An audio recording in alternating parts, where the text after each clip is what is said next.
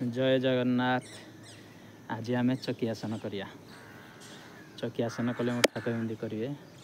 आमर पुराना काल में जमी चक्की आमर बिरी पेशा जाए मुग पेशा जाए ये भाया आमर कर फास्ट क्लॉक वाइज करेंगे सेकेंड एंटी क्लॉक वाइज करेंगे स्टार्टिंग रु फास्ट 5 थर clock wise fast clock wise second anti clock wise fast slow रे आपण करेंगे तापर सेकेंड स्लो रे करेंगे आस्ते आस्ते बढ़ेबे आपण द्रुत गति करने द्वारा मन भांगी जाए या द्वारा एक्सरसाइज करने इंटरेस्ट बनी चलो आम फास्ट क्लॉकवाइज करवा या क्लॉकवाइज करूँ फास्ट स्लो रे निश्वास नियंतु आराम रे 1 2 3 4 5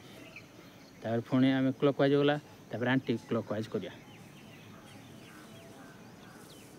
1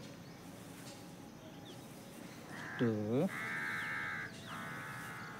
3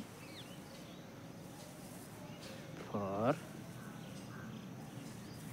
5 फास्ट स्लो करंतु स्पीडी कौन से एक्सरसाइज को बढ़ातुनि बस जय जगन्नाथ योग करंतु एक्सरसाइज करंतु सुस्थ रहंतु जय जगन्नाथ।